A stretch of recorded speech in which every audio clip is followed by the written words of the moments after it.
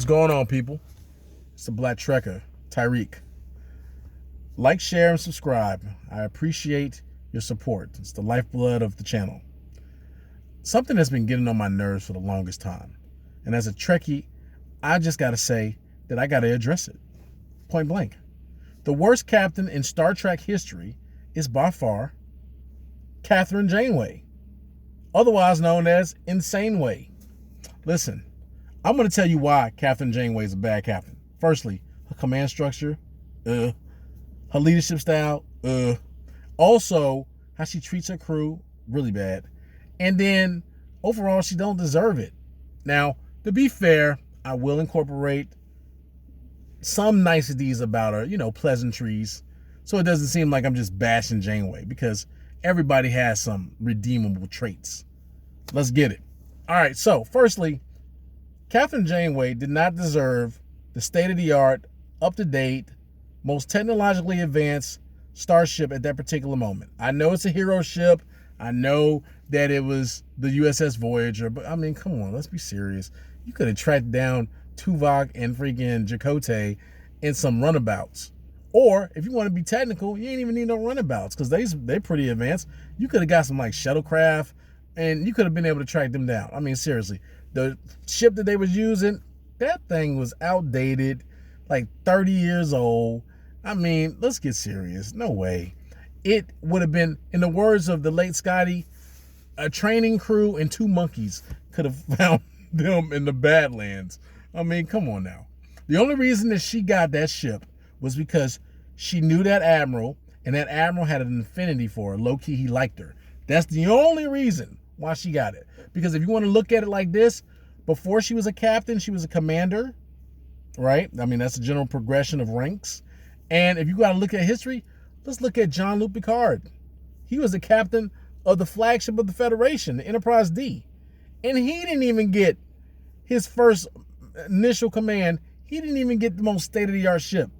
He got the Stargazer, outdated piece of junk, basically. Basically like a USS Reliant type class starship. But he proved himself with it. He showed that he was resourceful. He showed that he had the ability to comprehend how to be a good commanding officer. And he treated his crew with dignity and respect. So naturally, when they are going over the different captains in Starfleet, hey, Jean-Luc Picard would be a good captain. Let's give him the flagship because he deserves it. But Janeway? No. She ain't do nothing to deserve the captaincy of the Intrepid class starships. Yeah, right. Forget that. So let's talk about why Captain Janeway is also a bad leader.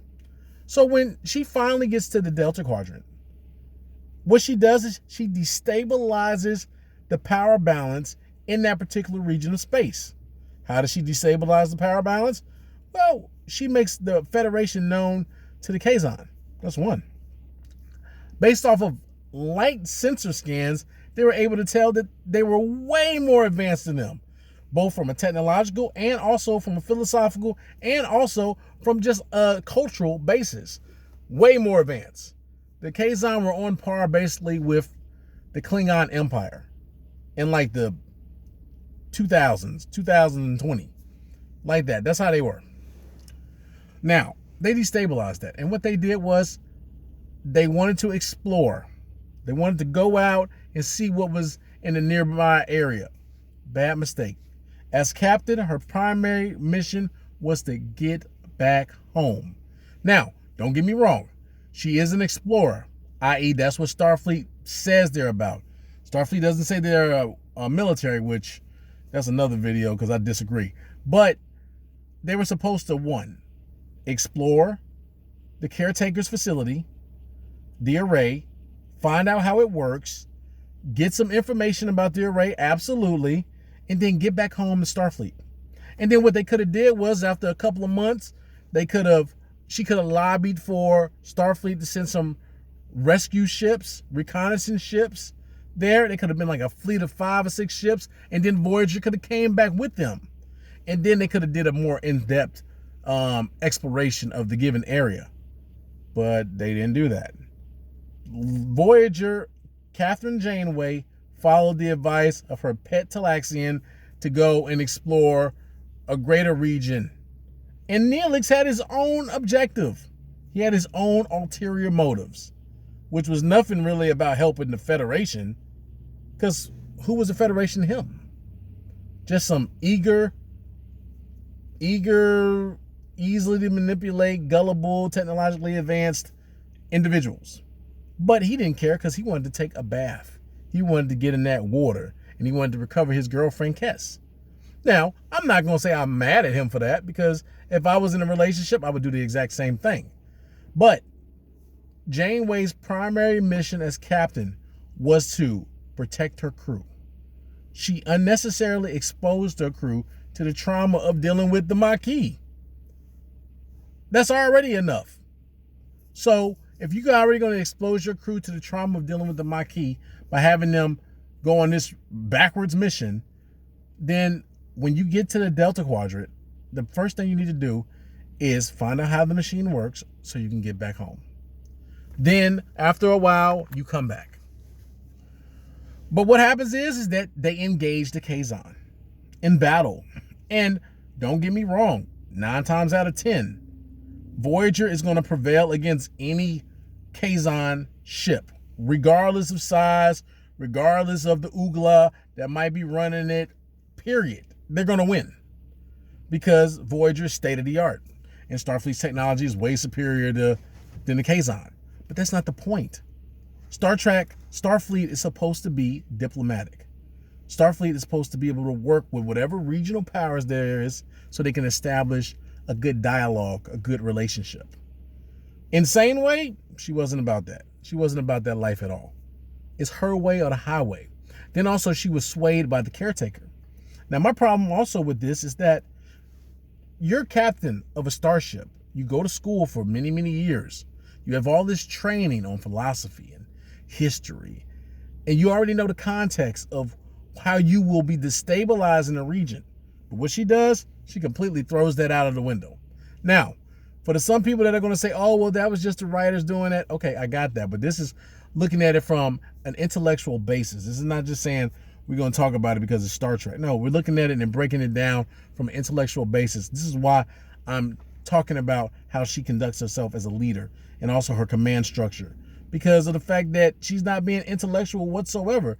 And Starfleet is known for being that. Unfortunately, Captain Janeway, not so much.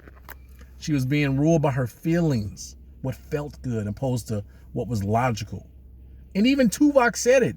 When Tuvok got back on Voyager, he changed his uniform back into Starfleet gear, and he was like, Captain, and I'm paraphrasing, of course, Captain, this is not the mission. The mission is to get our crew home safely. We have the technology. We understand how the technology works. We know how to get back home safely. We can get back home safely, and then we can talk to Starfleet, and Starfleet can send research ships back, and then we can come back. But what did Insane Way say? Nope. I'm not going to leave this technology in the hands of the Kazon. She was being self-righteous because she perceived the Kazon to be less than. She didn't consider them to be a regional power that deserves respect and dignity. No, she just immediately felt that she was better. That's a characteristic of why Janeway's a bad leader. So then what happens? She engages the Kazon. And she kicks the Kazon's butt. And then she destroys Zero Ray. Didn't try to open up a dialogue with them whatsoever. Just told them you can't have it. And then she left Kess's people vulnerable to the other Kazon sets in the area. But that's also the fault of the caretaker, because the caretaker didn't provide them with enough sustainable power. This is a problem. You're an immortal being, or mostly immortal. You have all of this power to run an array for thousands of years. And it never occurred to you, like, let me teach them how to use nuclear energy so they can run their power sources for ever. I'm just saying. And also teach them how to make water. I'm just saying. Now, so Voyager warps out of that area, and because Voyager has a technologically more advanced ship and their warp drive is like a class 8 warp drive, the Kazon can't keep up with her at all. I think they go warp 8 and Voyager goes like warp 9.975. there's no way that the K's not going to be able to keep up with her. So they warp out of there. That's like the second and third example of bad leadership. Give you another example. Harry Kim. It was an episode, I forgot what I think it was called, The Preservers. And that episode, it was where it was in the third season, where there was a generational ship, and it had been traveling for centuries, and it was technologically advanced. And Voyager had broached a treaty with them to be able to work together, to be able to share technology, to pool resources. And Harry Kim had gotten into a relationship with one of the lady engineers. And everything was beautiful, going well. Only thing is, Harry Kim forgot is that, this is a new species. We don't know nothing about their body structures and diseases they could possibly carry. But, Harry Kim was horny, so he ain't really care. Got it. But the problem with that logic is that he got reprimanded very hard by Janeway. And Janeway herself was susceptible to engaging in romantic activities with other life forms against the orders of the doctor. So it's kind of hypocritical on Janeway's part. And then what she does is she stifles his promotion. And it's seen throughout the whole entire history of the series. She stifles his promotion. You telling me that you're in the Delta Quadrant for 7 years and you don't get promoted? What? He got promoted. He was an ensign, and then he got promoted to go to ops to help fly the ship. But you telling me for 7 additional years, I'm still an ensign? Yeah. Janeway had a vendetta against Harry Kim. Harry Kim was very unlucky to be on her ship under her command. Command leadership was bad.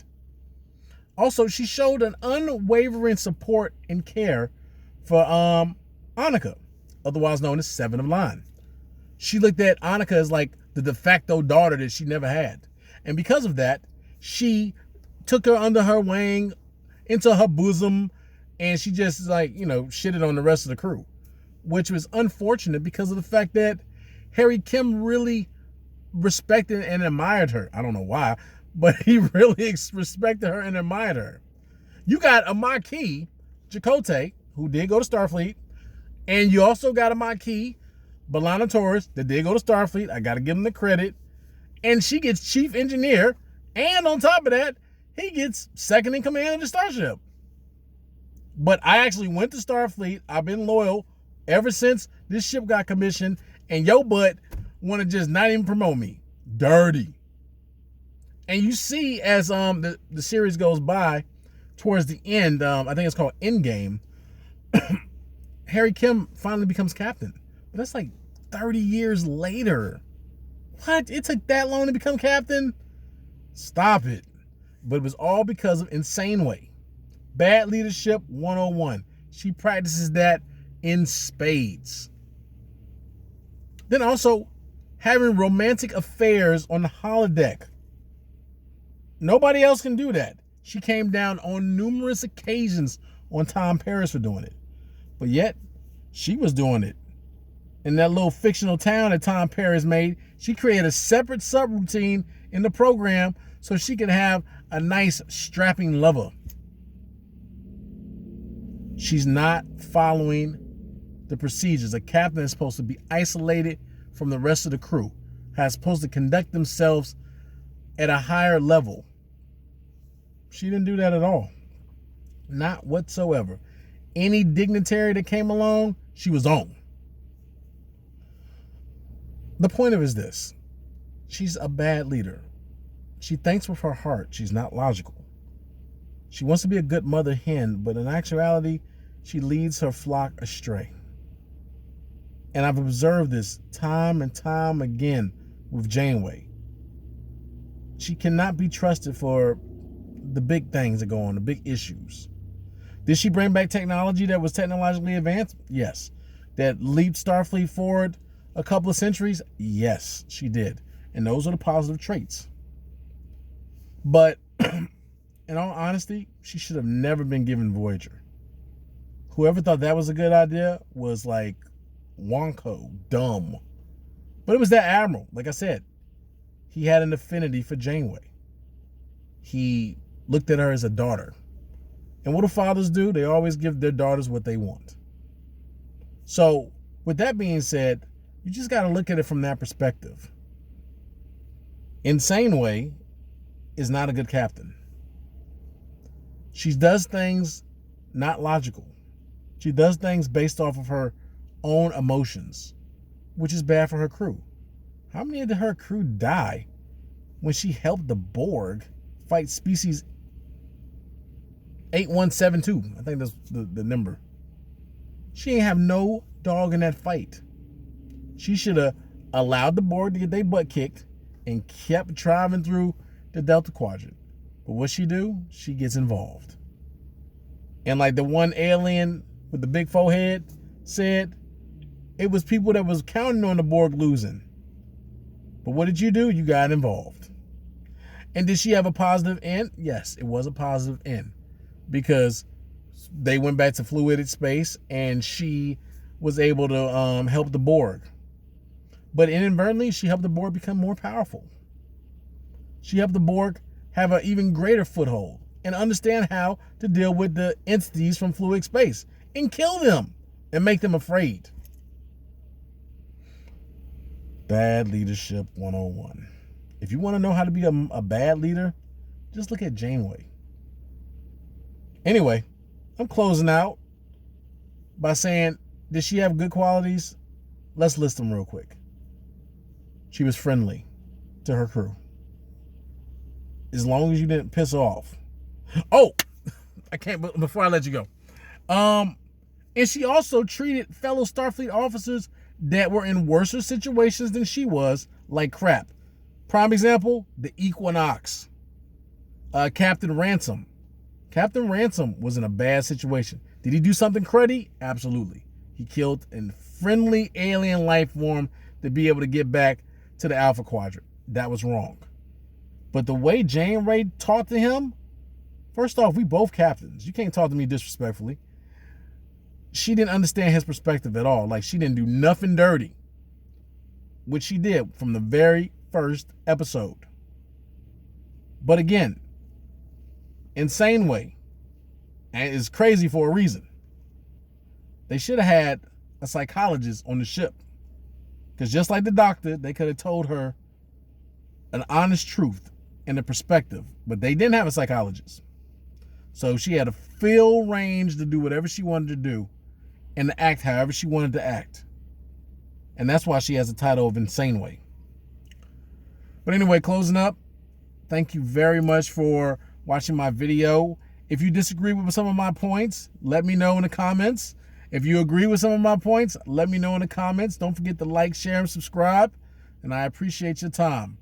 Next time, we're going to go over some more topics with the Black Trekker. Oh, yeah, and one more question. I'm going to give you one more question. What was Janeway's best quality? I'll let you decide that. Until then, live long and prosper.